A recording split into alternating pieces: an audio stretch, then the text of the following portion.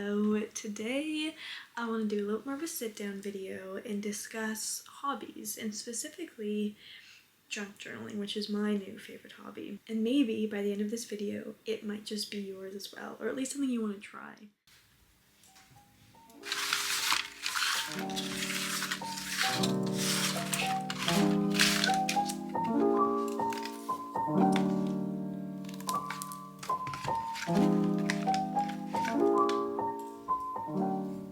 I started considering junk journaling. It's sounding like it's some kind of like therapy or something. It kind of is though. A little while ago I started seeing a lot of stuff about junk journaling online, whether it's, Pinterest, TikTok, YouTube, Instagram, anything like that. And I was just kind of interested because it kind of looked like a collage thing and also just like something that seemed so accessible. And it is really accessible.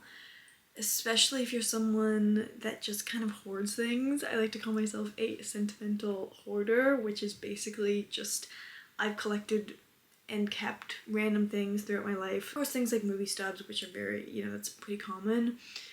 Tea bags, tea boxes, random stickers from like club fairs. A lot of random stuff. I mean, even just here, if you look it up, like hoarded that places. I mean, obviously it's a lot of DVDs and stuff like that, but even then, that is a type of hoarding. Sentimental hoarding is more just kind of the most, maybe at face value, pointless type of hoarding things, especially because it just feels like you're lugging around a box of random crap.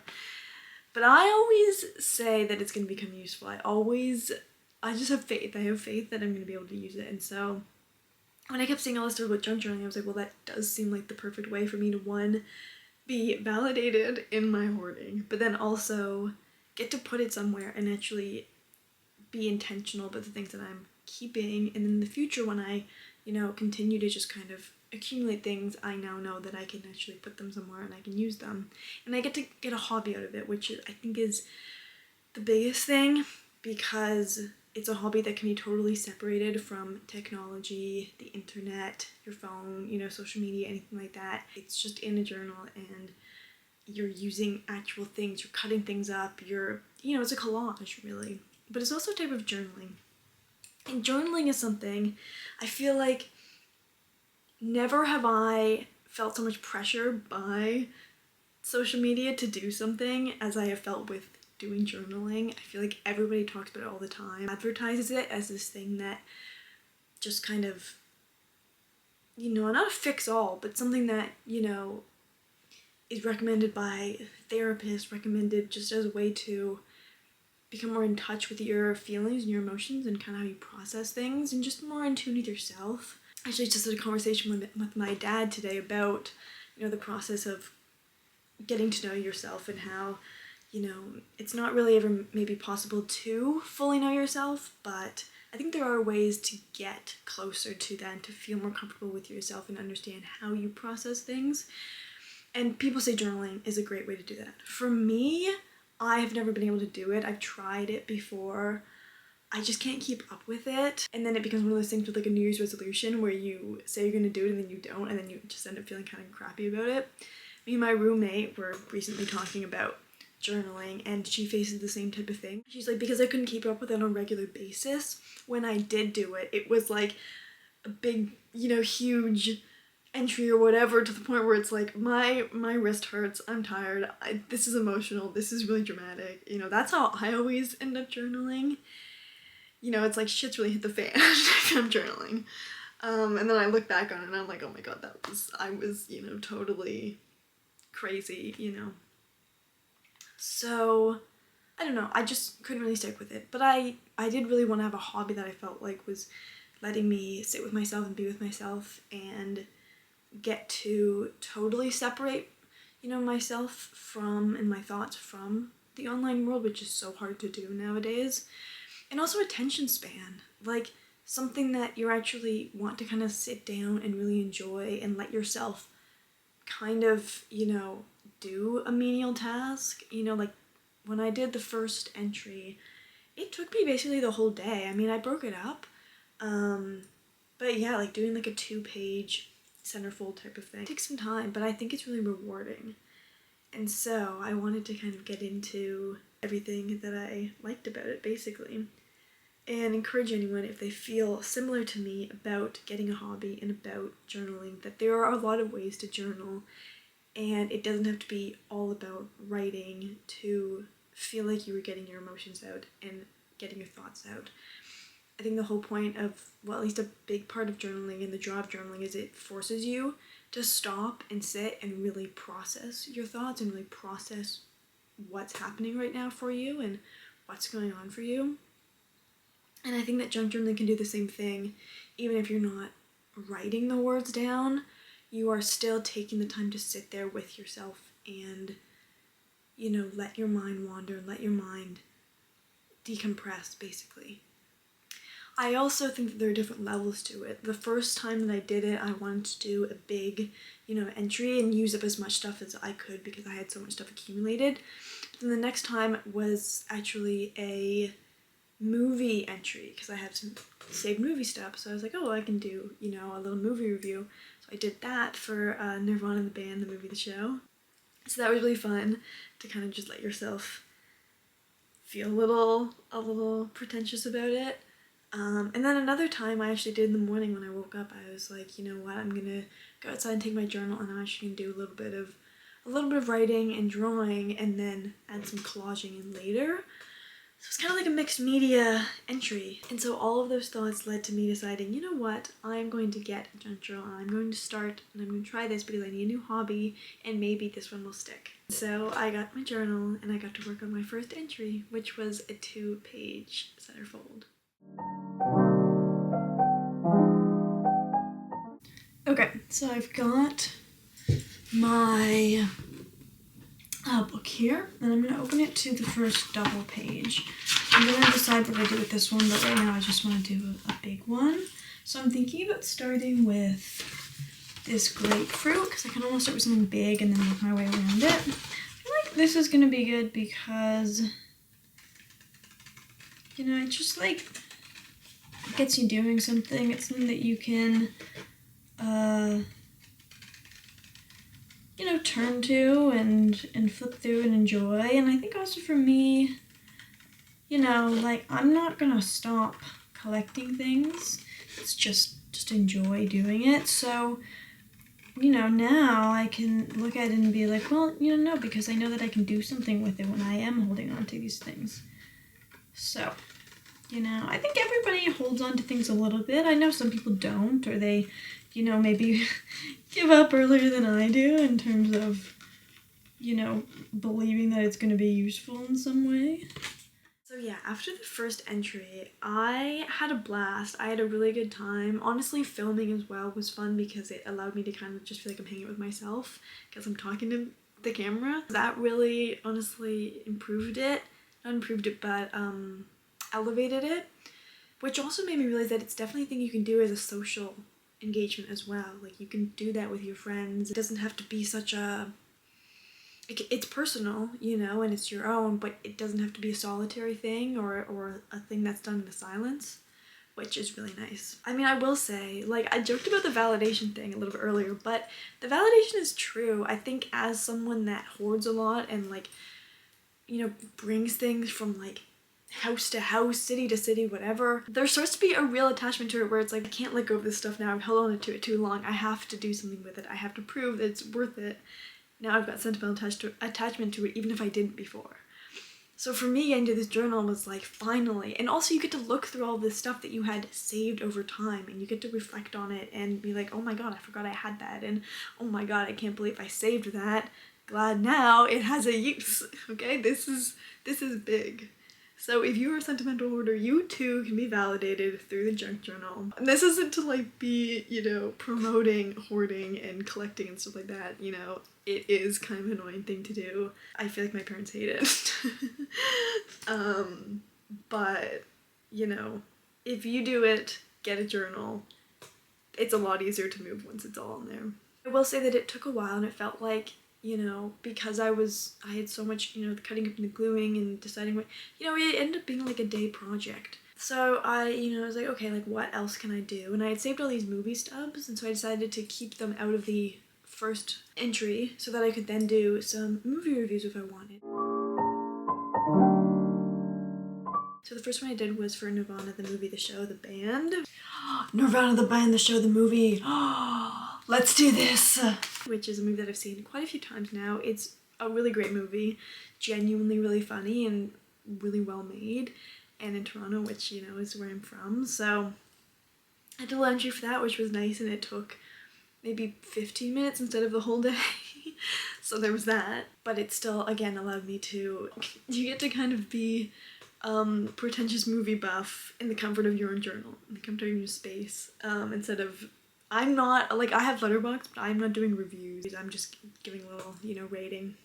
Honestly, I really enjoyed this because it let me be pretentious in a way that I refuse to be on Letterboxd. Like, I really just give my rating, no words, no review. I don't like to talk too much, I don't like to sound whatever, but I really let it rip here. I would recommend Nirvana, the band, the movie, the show, to anybody who hasn't watched it yet. And if you have, I would recommend you watch it again. Do yourself a favor. I've watched it twice, and to be honest, right now, I want to watch it again. Such an enjoyable movie. I recommend it to anyone who is maybe from Toronto and wants to really showcase their city without making someone actually go there. Or anyone that's never been to Toronto but and doesn't feel like traveling there.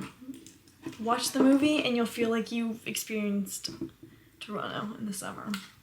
Okay. Yippee! Journal entry 1. Movie review 1. Done.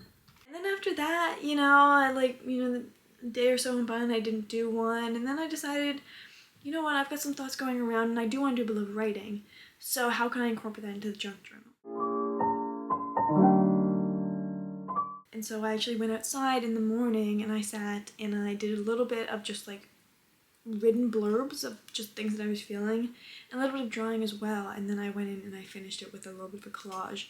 And so that allowed it to be more mixed media, which I really enjoyed, and really made me see how flexible the junk journal can be and how much you can do with it, which I think is really freeing, and made me realize the versatility of the junk journal, but also made me realize all the creativity what a creative outlet it felt like. Not to say that, normal journaling, typical journaling or writing at all is not creative, because obviously it is. But there was just something with the mixed media that really felt freeing, that I could, if I wanted to, pursue a lot of different creative outlets within one hobby. And I think that that's really funny. I think that's what I like about junk journaling over the traditional form of journaling, is that with this one, you really feel like there are no rules, and so you can do it whenever you want, and you can spend as much or as little time as you want on it and feel fulfilled within it. Yeah, and I think it's a great thing to just kind of have at your disposal. Right, it's not perfect. It's kind of, messy. The drawings are not the best I've ever done, but I don't know. I think it's kind of fun. And that's the whole point of junk journaling, is it's just kind of like random shit. And I'm really enjoying it. It's a great way to just kind of process stuff, to be honest. Okay, so entry number 1, entry number 2, and entry number 3.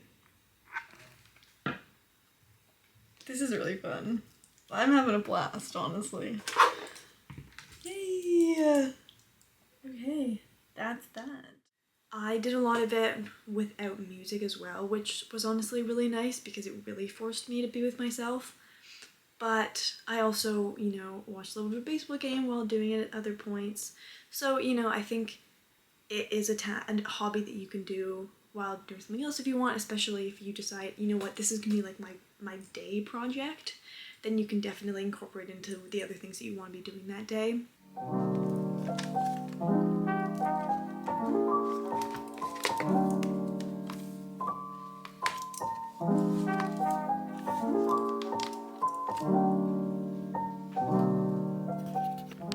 Which is why I really like it, above all the other stuff, such as the validation or the fact that it's just, it looks pretty cool. I felt like it was a very therapeutic and calming hobby to get into. And I will say, the attention span thing is real, you know? I feel like we have so many discussions about that now, about how much social media has impacted our attention span. You know, I feel it in the way that it impacts my studies. I feel like my attention span just dissipates so easily when I'm doing my readings or stuff like that. And honestly, with leisure reading as well, I feel it happen so easily in the age of social media when everything is online, everything is so instantaneous and also fleeting, that it just kind of almost feels like inevitable that you're going to feel that depletion in your attention span.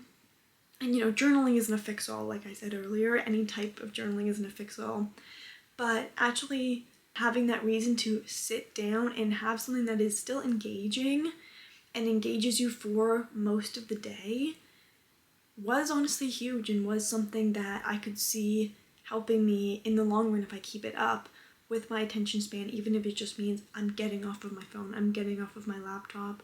I'm building that back up a little bit in terms of just the screen addiction that we all also have in combination with our low attention span. So yeah, I think having a hobby is huge.